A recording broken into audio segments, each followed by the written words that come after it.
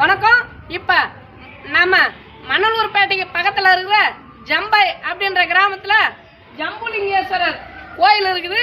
இப்ப இந்த கோயிலுக்கு இந்த கோயில் எந்த நூற்றாண்டுல கட்டப்பட்டது, எந்த அரசர் கட்டினாங்க, இந்த ஊருடைய பழைய பேர் என்ன அப்படின்றத நாம விலாவரியா இந்த பதிவுல பார்க்க போறோம்.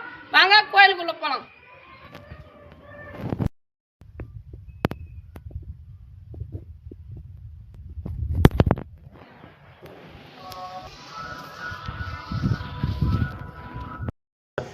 இந்த ஜம்பை கிராமத்துடைய பேரு பழைய பேர் வாழையூர்னு சொல்லுவாங்க. அப்போதைக்கு இது வாழையூரா இருந்தது. இப்ப மருவி இத ஜம்பைன்னு சொல்றாங்க. ஏன்னா ஜம்புலிங்கேஸ்வரர் ஆலயம் இருக்கிறதால இந்த ஊரை அப்படியே ரெண்டுத்தையும் மென்ஷன் பண்ணி ஜம்பைன்னு வச்சிருக்கிறாங்க.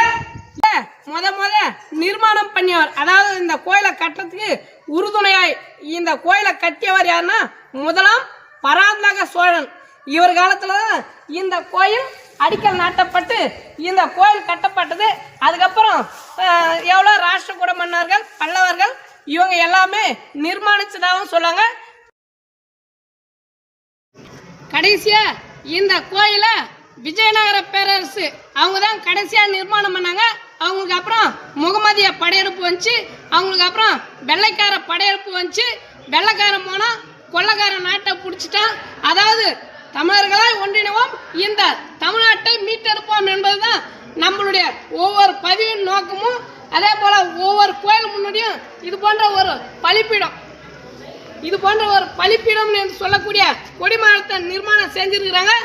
ஏன்னு யாருமே தெரியாது. அதாவது அவங்களுடைய கருத்துப்படி அவங்கவுங்க ஒரு கருத்து சொல்றாங்க. நமக்கு தெரிஞ்ச கருத்து நான் சொல்றேங்க. அதாவது கடவுளின் முன்பு கைகூப்பி காம குரோத லோப எண்ணங்களை விடுத்து ஒரே நிலையில் கடவுளை தொழ வேண்டும் என்பதற்காகவே நம்ம முன்னோர்கள் இது போன்ற ஒரு பலிப்பீடத்தை கடவுளின் முன்பு நிர்மாணம் செய்தார்கள்.